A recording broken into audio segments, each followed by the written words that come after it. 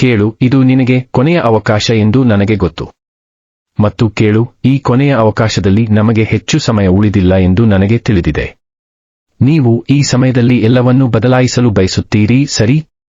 ಏಕೆಂದರೆ ಇದರ ನಂತರ ಈ ಅವಕಾಶವು ನಿಮ್ಮ ಇಡೀ ಜೀವನದಲ್ಲಿ ಮತ್ತೆ ಬರುವುದಿಲ್ಲ. ಆಯ್ಕೆಗಾಗಿ ನಿಮ್ಮ ಸಂಪೂರ್ಣ ಜೀವನವು ಅಪಾಯದಲ್ಲಿದೆ ಎಂದು ನಿಮಗೆ ತಿಳಿದಿದೆ. ಉತ್ತಮ ಅಂಕಗಳನ್ನು ಪಡೆಯಲು ನಿಮ್ಮ ಇಡೀ ಜೀವನವು ಅಪಾಯದಲ್ಲಿದೆ. ಮತ್ತು ನೀವು ಕೇವಲ ಮೋಜು ಮಾಡುತ್ತೀರಿ ಎಂದು ಜನರು ಭಾವಿಸುತ್ತಾರೆ. ನೀವು ಸಮಯ ವ್ಯರ್ಥ ಮಾಡುತ್ತೀರಿ. ನಿಮ್ಮದಲ್ಲ, ಆದರೆ ಇತರರ ಸಮಯ.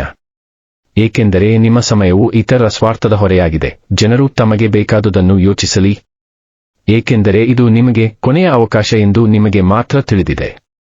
ನಿಮ್ಮ ಸಮಯವನ್ನು ವ್ಯರ್ಥ ಮಾಡಿದ ಕಾರಣ ಇದು ನಿಮಗೆ ಕೊನೆಯ ಅವಕಾಶವಾಗಿದ್ದರೆ ನಿಮಗೆ ಬೇರೆ ಆಯ್ಕೆಗಳಿಲ್ಲ. ಮತ್ತು ಇದರ ನಂತರವೂ ನೀವು ಚಿಕ್ಕವರಾಗಿರುವುದರಿಂದ ಅಥವಾ ನಿಮ್ಮ ಪ್ರಯತ್ನಗಳು ಕಡಿಮೆಯಾಗಿರುವುದರಿಂದ ನಿಮಗೆ ಕೊನೆಯ ಅವಕಾಶವಿದ್ದರೆ ನೀವು ಈ ಅವಕಾಶವನ್ನು ನಿಮ್ಮ ಕೊನೆಯ ಅವಕಾಶವಾಗಿ ಪರಿವರ್ತಿಸಬೇಕು.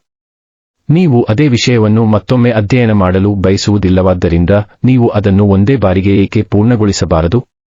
ನೀವು ಎಲ್ಲರಿಗೂ ಸರಿ ಎಂದು ಸಾಬೀತುಪಡಿಸಲು ಸಾಧ್ಯವಿಲ್ಲ. ಯಾರೋ ಒಬ್ಬರ ಕಥೆಯಲ್ಲಿ ನಿಮ್ಮ ತಪ್ಪು ಪಾತ್ರವಿರಬೇಕು. ನೀವು ಯಾವ ಪರಿಸ್ಥಿತಿಯಲ್ಲಿ ವಾಸಿಸುತ್ತಿದ್ದೀರಿ ಎಂಬುದು ಯಾರಿಗೂ ಮುಖ್ಯವಲ್ಲ. ಪ್ರತಿದಿನ ನಿಮಗೆ ಏನಾಗುತ್ತಿದೆ? ನಿಮ್ಮ ಪರಿಸ್ಥಿತಿಯನ್ನು ನೀವೇ ಬದಲಾಯಿಸಬೇಕಾಗುತ್ತದೆ. ನೀವು ಆಯ್ಕೆಯಾಗದ ತನಕ ನಿಮ್ಮ ಅಧ್ಯಯನದ ಪ್ರತಿ ಸೆಕೆಂಡ್ ನೀವು ನಡೆಸುವ ಹೋರಾಟ, ನೀವು ಮಾತ್ರ ಅದನ್ನು ಅರ್ಥಮಾಡಿಕೊಳ್ಳಬಹುದು. ನಿಮಗೆ ಅವಕಾಶವಿಲ್ಲ. ನಿಮಗೆ ಯಾವುದೇ ಆಯ್ಕೆಯಿಲ್ಲ. ಕಷ್ಟಪಟ್ಟು ಓದಬೇಕು. ನೀನು ಗೆಲ್ಲಲೇಬೇಕು. ನೀವು ಅಪಾಯಗಳನ್ನು ತೆಗೆದುಕೊಳ್ಳಲು ಹೆದರುತ್ತಿದ್ದರೆ ಯಶಸ್ಸನ್ನು ಮರೆತುಬಿಡಿ. ಸ್ಪರ್ಧೆ ಹೆಚ್ಚುತ್ತಲೇ ಇರುತ್ತದೆ. ನೀವು ನಿಮ್ಮ ಶ್ರಮವನ್ನು ಹೆಚ್ಚಿಸುವುದು ಉತ್ತಮ. ಆಯ್ಕೆಯಾದವರನ್ನು ಕೇಳಿ. ಅವನನ್ನು ಕೇಳಿ, ಆಯ್ಕೆಯು ಹೀಗಿರಲಿಲ್ಲ ಎಂದು ಅವರು ನಿಮಗೆ ತಿಳಿಸುತ್ತಾರೆ. ಹಗಲು ರಾತ್ರಿ ಓದಬೇಕಿತ್ತು. ಹಗಲು ರಾತ್ರಿ ತಿಳಿಯದ ಚಳಿ, ಸೆಕೆ, ಬಾಯಾರಿಕೆ, ಹಸಿವಿನ ಅರಿವಿರದ ಹಗಲು ರಾತ್ರಿ ತಿಳಿಯದ ನಿನ್ನ ತಯಾರಿ ಅಷ್ಟೊಂದು ಅಪಾಯಕಾರಿಯಾಗದಿರುವವರೆಗೆ.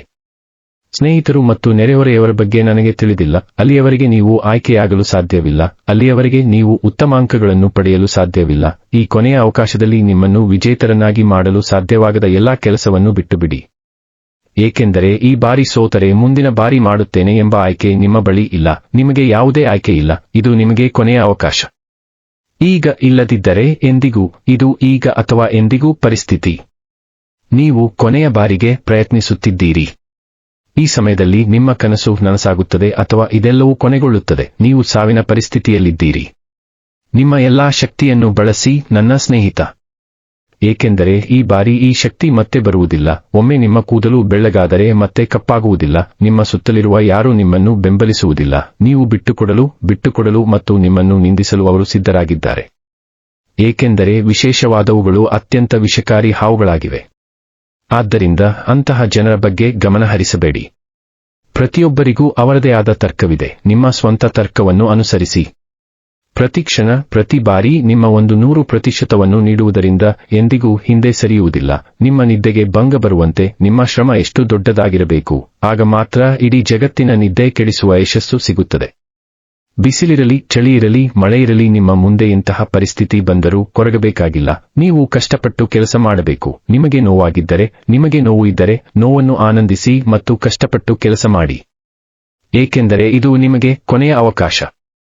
ಈ ಬಾರಿ, ಈ ಕೊನೆಯ ಪ್ರಯತ್ನದಲ್ಲಿ ಜನರ ತೆಗಳಿಕೆ ಮತ್ತು ನಿಂದನೆಗಳನ್ನು ಚಪ್ಪಾಳೆಯಾಗಿ ಪರಿವರ್ತಿಸುವ ಕೆಲಸವನ್ನು ನೀವು ಮಾಡಬೇಕು. ಮತ್ತು ನೀವು ಯಶಸ್ವಿಯಾದಾಗ ಬಿಟ್ಟುಕೊಡಲು ಯೋಚಿಸುವ ಜನರಿಗೆ ನೀವು ಉದಾಹರಣೆಯಾಗುತ್ತೀರಿ. ಅದು ಮತ್ತೆ ಎಂದಿಗೂ ಸಂಭವಿಸುವುದಿಲ್ಲ ಎಂದು ಅವರು ಭಾವಿಸುತ್ತಾರೆ. ಆದರೆ ಅವರು ನಿಮ್ಮ ಬಗ್ಗೆ ಓದಿದ ತಕ್ಷಣ ಅಥವಾ ನಿಮ್ಮ ಬಗ್ಗೆ ಕೇಳಿದ ತಕ್ಷಣ ಅವರು ತಮಗೆ ಒಂದು ಅವಕಾಶವನ್ನು ನೀಡಬೇಕು ಎಂದು ಅವರು ಭಾವಿಸುತ್ತಾರೆ. ಮತ್ತು ನಿಮ್ಮನ್ನು ಸಾಬೀತುಪಡಿಸಲು ಇದು ನಿಮಗೆ ಕೊನೆಯ ಅವಕಾಶವಾಗಿದೆ. ಇದರ ನಂತರ ಏನೂ ಉಳಿಯುವುದಿಲ್ಲ. ನೀವು ಎಷ್ಟು ಬುದ್ಧಿವಂತರು ಅಥವಾ ನೀವು ಎಷ್ಟು ಶ್ರಮಿಸಿದ್ದೀರಿ ಎಂದು ಯಾರಿಗೂ ಹೇಳಲು ನಿಮಗೆ ಸಾಧ್ಯವಾಗುವುದಿಲ್ಲ. ಏಕೆಂದರೆ ನಿಮ್ಮ ಕಠಿಣ ಪರಿಶ್ರಮವೇ ನಿಮ್ಮ ಯಶಸ್ಸಿನಂತೆ ಕಾಣಿಸುತ್ತದೆ. ನಿಮ್ಮ ಹೋರಾಟವನ್ನು ಯಾರೂ ನೋಡುವುದಿಲ್ಲ. ಇದು ಕಠಿಣ ಕೆಲಸ. ಇದು ಸತ್ಯ. ನೀವು ಯಶಸ್ವಿಯಾದರೆ ನೀವು ಕಷ್ಟಪಟ್ಟು ಕೆಲಸ ಮಾಡಿದ್ದೀರಿ ಎಂದರ್ಥ. ಮತ್ತು ನೀವು 20 ಬಾರಿ ಪ್ರಯತ್ನಿಸಿ ಸೋತರೆ ನೀವು ಸೋಮಾರಿಯಾಗಿದ್ದೀರಿ ಎಂದರ್ಥ. ನೀವು ಕಷ್ಟಪಟ್ಟು ಕೆಲಸ ಮಾಡಲಿಲ್ಲ. ಇದು ಜಗತ್ತಿನ ಕಟು ಸತ್ಯ. ನೀವು ಎಡವಿ ಬಿದ್ದಾಗ ಜಗತ್ತಿನಲ್ಲಿ ಎಲ್ಲವೂ ಒಡೆಯುತ್ತದೆ. ಆದರೆ ನೀವು ಎಡವಿದ ನಂತರ ಯಶಸ್ಸು ಬರುತ್ತದೆ. ಮತ್ತು ಈಗ ನೀವು ತುಂಬಾ ಎಡವಿದ್ದೀರಿ. ನೀವು ಮತ್ತೆ ಹೊಡೆಯುವ ಸಮಯ ಬಂದಿದೆ. ಈಗ ಅಥವಾ ಎಂದಿಗೂ. ಇದು ಈಗ ಅಥವಾ ಎಂದಿಗೂ. ಮಾಡು ಇಲ್ಲವೇ ಮಡಿ ಎನ್ನುವ ಪರಿಸ್ಥಿತಿ. ಇಂದು ನೀವು ಏನನ್ನು ಮಾಡಲು ಸಾಧ್ಯವಾಗದಿದ್ದರೆ ನಿಮಗಾಗಿ ಏನನ್ನು ಮಾಡಲು ನಿಮಗೆ ಸಾಧ್ಯವಾಗುವುದಿಲ್ಲ. ನೀವು ಸೋಲಲು ಪ್ರಾರಂಭಿಸಿದಾಗಲೆಲ್ಲ, ನಿಮ್ಮ ಉತ್ಸಾಹವನ್ನು ಕಳೆದುಕೊಳ್ಳಲು ಪ್ರಾರಂಭಿಸಿದರೆ, ನಿಮ್ಮನ್ನು ಕೇಳಿಕೊಳ್ಳಿ, ನಾನು ಈ ದಿನವನ್ನು ನೋಡಲು ಕಷ್ಟಪಟ್ಟು ಕೆಲಸ ಮಾಡಲು ಪ್ರಾರಂಭಿಸಿದೆ. ನಾನು ಬಿಟ್ಟುಕೊಡಲು ಇಲ್ಲಿಗೆ ಬಂದಿದ್ದೇನೆಯೇ? ನಾನು ಗೆಲ್ಲಲು ಪ್ರಾರಂಭಿಸಿದೆ ಎಂದು ಉತ್ತರ ಬರುತ್ತದೆ. ನಾನು ಆ ದಿನವನ್ನು ಪ್ರಾರಂಭಿಸುವ ಮೊದಲು ನಾನು ಭರವಸೆ ನೀಡಿದ್ದೇನೆ ಎಂದು ಇಂದು ನೀವು ನೆನಪಿಟ್ಟುಕೊಳ್ಳಬೇಕು. ಏನೇ ಆಗಲಿ ನಾನು ಮಾಡುತ್ತೇನೆ. ನೀವು ಒಬ್ಬಂಟಿಯಾಗಿರುತ್ತೀರಿ, ನೀವು ಕಷ್ಟಪಟ್ಟು ಕೆಲಸ ಮಾಡಲು ಸಾಧ್ಯವಿಲ್ಲ, ನೀವು ಖಾಲಿಯಾಗಿದ್ದರೆ, ಯಾರೂ ನಿಮ್ಮನ್ನು ಬೆಂಬಲಿಸುವುದಿಲ್ಲ ಎಂದು ನೀವು ಭಾವಿಸಿದರೆ, ಈ ಒಂಟಿತನ ಮತ್ತು ಶೂನ್ಯತೆಯ ವಿರುದ್ಧ ಹೋರಾಡಿ ನೀವು ಆಯ್ಕೆಯಾದ ದಿನ ನೀವು ಯಶಸ್ವಿಯಾಗುತ್ತೀರಿ. ಆಗ ನಿಮ್ಮ ಗೆಲುವಿನ ಸಂತೋಷವು ಈ ಶೂನ್ಯತೆಯನ್ನು ಉತ್ತಮ ರೀತಿಯಲ್ಲಿ ನಾಶಪಡಿಸುತ್ತದೆ. ತದನಂತರ ನಾನು ಒಬ್ಬಂಟಿಯಾಗಿರುವುದೇ ಒಳ್ಳೆಯದು ಎಂದು ನಿಮಗೆ ತಿಳಿಯುತ್ತದೆ. ಕನಿಷ್ಠ ನನ್ನ ಕನಸುಗಳನ್ನು ಈಡೇರಿಸಿಕೊಳ್ಳಲು ನನಗೆ ಸಮಯ ಸಿಕ್ಕಿತು. ನೀವು ಯಶಸ್ವಿಯಾಗದಿದ್ದರೆ, ನಾನು ಕಷ್ಟಪಟ್ಟಿದ್ದೇನೆ ಎಂದು ನಿಮ್ಮ ಹೆತ್ತವರಿಗೆ ಹೇಳಲು ನಿಮಗೆ ಸಾಧ್ಯವಾಗುವುದಿಲ್ಲ, ಯಾಕಂದರೆ ನೀನು ಬಿಟ್ಟುಕೊಟ್ಟು ಮನೆಗೆ ಬರುತ್ತೀಯಾ ಎಂದು ಅವರು ಅಂದುಕೊಂಡಿರಲಿಲ್ಲ. ಹಾಗಾಗಿ ಈಗ ಏನಾದರೂ ಮಾಡುವ ಸಮಯ ಬಂದಿದೆ. ನೀನು ಮತ್ತು ನಾನು ಕಂಡಿದ್ದ ದೊಡ್ಡ ಕನಸನ್ನು ನನಸು ಮಾಡಲು ನಾನು ಕಷ್ಟಪಟ್ಟೆ ಎಂದು ನಿಮ್ಮ ತಂದೆಗೆ ತಿಳಿಸಿ. ಆದರೆ ನಾನು ಮಾಡಿದೆ. ಇದು ತುಂಬಾ ಕಷ್ಟಕರವಾಗಿತ್ತು.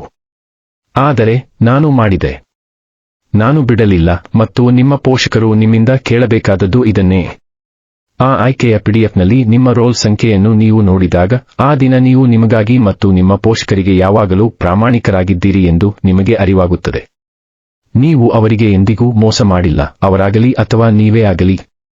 ಶಿಸ್ತು ಬಹಳ ಮುಖ್ಯ. ಅದು ಆಗುತ್ತದೆ ಎಂದು ನೀವು ಯೋಚಿಸುತ್ತಿದ್ದರೆ, ನಾನು ಅದನ್ನು ಸುಲಭವಾಗಿ ಮಾಡುತ್ತೇನೆ. ನಾನು 2-4 ಗಂಟೆಗಳ ಕಾಲ ಅಧ್ಯಯನ ಮಾಡುತ್ತಿದ್ದೇನೆ. 2-4 ಗಂಟೆಗಳಲ್ಲಿ ಏನೂ ಆಗುವುದಿಲ್ಲ. ಜನರು 20 ಗಂಟೆಗಳ ಕಾಲ ಅಧ್ಯಯನ ಮಾಡುತ್ತಿದ್ದಾರೆ. ನಿಮ್ಮ 4-2 ಗಂಟೆಗಳಲ್ಲಿ ಏನೂ ಆಗುವುದಿಲ್ಲ. ಆ ಅಂತಿಮ ಪಚಫ್ನಲ್ಲಿ ನಿಮ್ಮ ರೋಲ್ ಸಂಖ್ಯೆಯನ್ನು ನೀವು ಬಯಸಿದರೆ, ನಂತರ ನಿಮ್ಮ ಆರಾಮ ವಲಯ, ನಿಮ್ಮ ವಿಶ್ರಾಂತಿ ಮತ್ತು ನಿದ್ರೆ, ನೀವು ಅವುಗಳನ್ನು ಬಹಳ ಹಿಂದೆಯೇ ತೊಡೆದುಹಾಕಬೇಕು. ನಿಮಗೆ ಆನಂದಿಸಲು ಸಮಯವಿಲ್ಲ. ಕೆಲವೇ ದಿನಗಳಲ್ಲಿ ನಿಮಗೆ ಕಷ್ಟಪಟ್ಟು ಕೆಲಸ ಮಾಡಲು ಸಮಯವಿಲ್ಲ, ಏಕೆಂದರೆ ನೀವು ಕಷ್ಟಪಟ್ಟು ಕೆಲಸ ಮಾಡಲು ಯಾವುದೇ ಆಯ್ಕೆಯನ್ನು ಹೊಂದಿರುವುದಿಲ್ಲ. ನೀವು ಅವಕಾಶಗಳನ್ನು ಪಡೆಯುವುದನ್ನು ನಿಲ್ಲಿಸುತ್ತೀರಿ. ಏಕೆಂದರೆ ಇದು ನಿಮಗೆ ಕೊನೆಯ ಅವಕಾಶ ಮತ್ತು ನಿಮ್ಮ ಮಾರ್ಗಗಳು ಮುಚ್ಚಲ್ಪಡುತ್ತವೆ ಎಂದು ನೀವು ನೋಡುತ್ತೀರಿ. ನಿಮ್ಮ ಮಾರ್ಗವನ್ನು ನೀವು ಬದಲಾಯಿಸಬೇಕಾಗುತ್ತದೆ. ಏನು ಮಾಡಬೇಕೆಂದು ನಿಮಗೆ ತಿಳಿದಿರುವುದಿಲ್ಲ. ನನಗೆ ಗೊತ್ತು, ಅದರ ನಂತರವೂ ಆಯ್ಕೆಗಳು ಕೊನೆಗೊಳ್ಳುವುದಿಲ್ಲ, ಜೀವನ ಮುಗಿಯುವುದಿಲ್ಲ. ಆದರೆ ನೀವು ಉಳಿದಿರುವ ಸಮಯದ ಬಗ್ಗೆ ಏನು? ನೀವು ಈ ದಿನವನ್ನು ನೋಡಬೇಕಾಗಿಲ್ಲ. ಆದ್ದರಿಂದ ಇಂದಿನಿಂದ ಮತ್ತು ಇಂದಿನಿಂದ ಹಗಲು ರಾತ್ರಿ ಕೆಲಸ ಮಾಡಲು ಪ್ರಾರಂಭಿಸಿ. ಇದನ್ನು ಗಮನದಲ್ಲಿಟ್ಟುಕೊಂಡು ಕಷ್ಟಪಟ್ಟು ಕೆಲಸ ಮಾಡಬೇಕು. ಇದನ್ನು ಗಮನದಲ್ಲಿಟ್ಟುಕೊಂಡು ಅಧ್ಯಯನ ಮಾಡಬೇಕು. ಇದೇ ಕೊನೆಯ ದಿನ ಎಂದು. ಇದೇ ಕೊನೆಯ ರಾತ್ರಿ. ಮತ್ತು ಇದು ಕೊನೆಯ ಅವಕಾಶ. ನೀವು ಎಂದಿಗೂ ಸ್ಫೂರ್ತಿ ಮತ್ತು ಪ್ರೇರಣೆಯನ್ನು ಹೊಂದಿರಬಾರದು. ಏಕೆಂದರೆ ಕಳೆದ 20-25 ವರ್ಷಗಳಿಂದ, ಕಳೆದ 30 ವರ್ಷಗಳಿಂದ ನಿಮ್ಮ ತಂದೆ ತಾಯಿ ಕಷ್ಟಪಡುವುದನ್ನು ನೀವು ನೋಡಿದ್ದೀರಿ. ಅವರು ಹಣಕ್ಕಾಗಿ ಈ ಪ್ರಪಂಚದ ಸಮಸ್ಯೆಗಳೊಂದಿಗೆ ಹೋರಾಡುವುದನ್ನು ನೀವು ನೋಡಿದ್ದೀರಿ. ಅವರು ದೊಡ್ಡ ಸಮಸ್ಯೆಗಳನ್ನು ಎದುರಿಸುತ್ತಿರುವುದನ್ನು ನೀವು ನೋಡಿದ್ದೀರಿ. ಆದ್ದರಿಂದ ದೊಡ್ಡ ಸ್ಫೂರ್ತಿ ನಿಮ್ಮ ಮುಂದೆ, ನಿಮ್ಮ ಮನೆಯಲ್ಲಿದೆ. ಅದು ನಿಮ್ಮ ಮುಂದೆ ಇದೆ.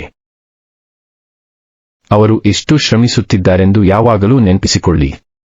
ಅದು ನಿನಗಾಗಿ, ನಿಮ್ಮ ಭವಿಷ್ಯವನ್ನು ಸುರಕ್ಷಿತವಾಗಿರಿಸಲು. ಆದ್ದರಿಂದ ನೀವು ಸ್ವಲ್ಪ ಸಮಯದವರೆಗೆ ಅಧ್ಯಯನ ಮಾಡಿ ಮತ್ತು ನಂತರ ನಿಮ್ಮ ಶಕ್ತಿಯು ಕಡಿಮೆಯಾಗುತ್ತದೆ ಎಂದು ಮನ್ನಿಸಬೇಡಿ. ನಿಮ್ಮ ಹೆತ್ತವರನ್ನು ನೆನಪಿಸಿಕೊಳ್ಳಿ.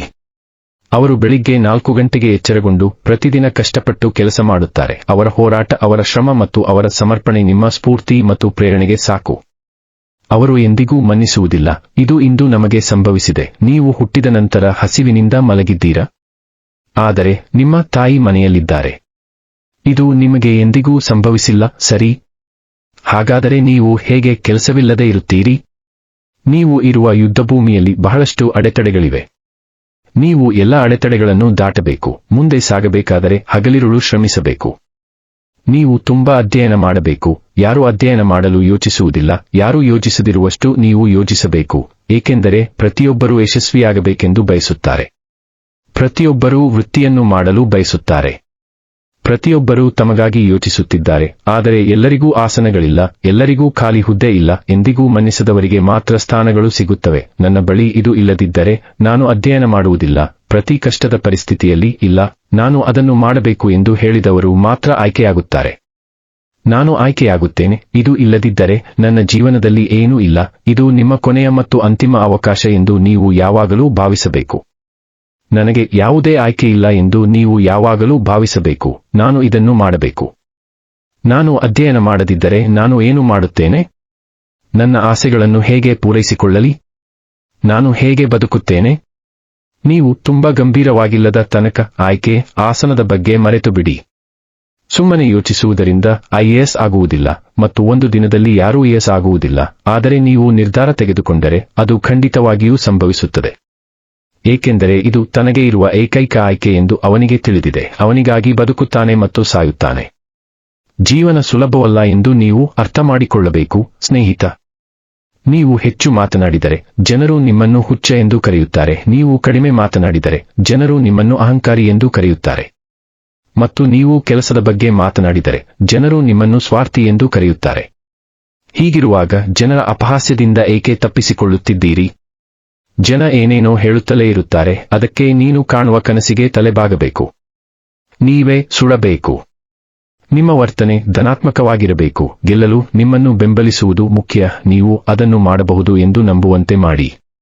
ಈ ಸಲ ಮಾಡಲೇಬೇಕು. ಎಷ್ಟೇ ಶಕ್ತಿ ಬೇಕು. ಅಂತಹ ಕಠಿಣ ಪರಿಶ್ರಮದಿಂದ ಯಾವುದೇ ಪ್ರಯೋಜನವಿಲ್ಲ. ಇವತ್ತು ಮಾಡಿದ್ದೀನಿ ನಾಳೆ ಬಿಟ್ಟೆ, ಏಕೆಂದರೆ ಆಗ ನೀವು ಕನಸುಗಳಿಂದ ದೂರ ಹೋಗುತ್ತೀರಿ. ಕೆಲವು ತಿಂಗಳುಗಳ ಕಾಲ ಪ್ರಪಂಚದಿಂದ ಕಣ್ಮರೆಯಾಗುತ್ತದೆ. ಕೆಲವು ವರ್ಷಗಳವರೆಗೆ. ಮತ್ತು ನೀವು ಪ್ರಪಂಚದ ಮುಂದೆ ಬಂದಾಗ ಗೆದ್ದು ಅದರ ಮುಂದೆ ಬನ್ನಿ. ಹೌದು, ಅದು ನಿಮಗೆ ಕೊನೆಯ ಅವಕಾಶವಾಗಿತ್ತು. ಆದರೆ ನಾನು ಅದರಲ್ಲಿ ಅದ್ಭುತವಾದದ್ದನ್ನು ಮಾಡಿದ್ದೇನೆ. ಇಂದು ಈ ಜಗತ್ತು ನನ್ನ ಬಗ್ಗೆ ಹುಚ್ಚವಾಗಿದೆ. ನಿಮ್ಮನ್ನು ನೋಡಿಕೊಳ್ಳಿ. ಕಷ್ಟಪಟ್ಟು ಕೆಲಸ ಮಾಡುತ್ತೀರಿ ಮತ್ತು ನಿಮ್ಮ ಕಠಿಣ ಪರಿಶ್ರಮದ ಬಲದಿಂದ ದೇಶದಲ್ಲಿ ಮಾತ್ರವಲ್ಲ ವಿಶ್ವದಲ್ಲೇ ದೇಶವು ಹೆಮ್ಮೆಪಡುವಂತೆ ಮಾಡಿ. ಜೈ ಹಿಂದ್. ವಂದೇ ಮಾತರಂ. ಗೆಲ್ಲುವುದು ಖಚಿತ.